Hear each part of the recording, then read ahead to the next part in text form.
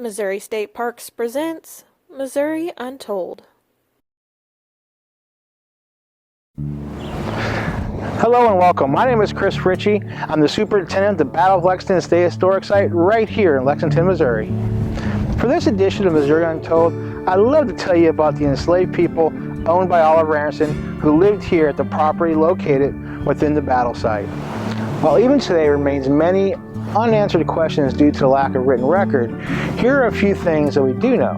In 1851, Oliver Anderson began construction on this house. At the time, he owned 44 slaves, produced the brick, and dug the basement. This 2.5-story brick revival home was constructed mostly of handmade bricks. In order to do so, the enslaved workers collected clay from the surrounding areas, ground it up, mixed it with water, and formed them into bricks. Then they fired them on an on-site kiln. Although we don't know the exact number of bricks, let me give you an idea. This house is over 10,000 square feet. It has walls 3.5 layers thick of the brick. The enslaved workers also dug the basement by hand and laid a 6-foot 11-inch stone and mortar foundation. All in all, this house took 2.5 years to complete. However, Oliver Anderson did not simply enslave people to build his home.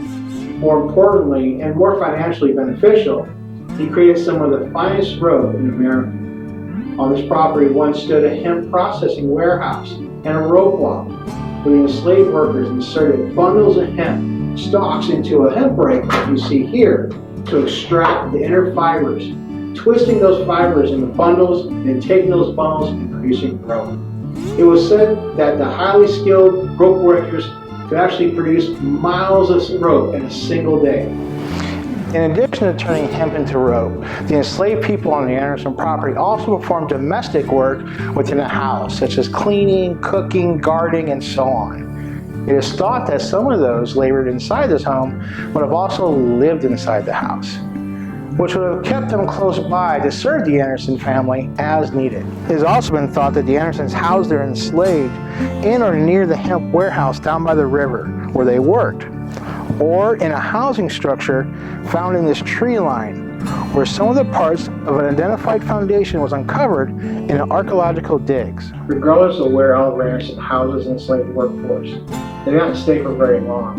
In 1859, just 6 years after the construction of the house, Anderson lost his hemp rope fortune. As a result, in order to settle debt, Anderson auctioned off all his property, which includes the people he enslaved.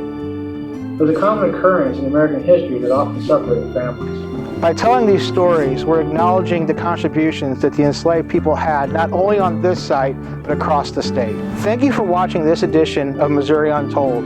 If you have any more questions about this subject, please visit us at the Battle of Lexington State Historic Site, or you can also find us on mostateparks.com. Thank you for coming. We'll see you next time.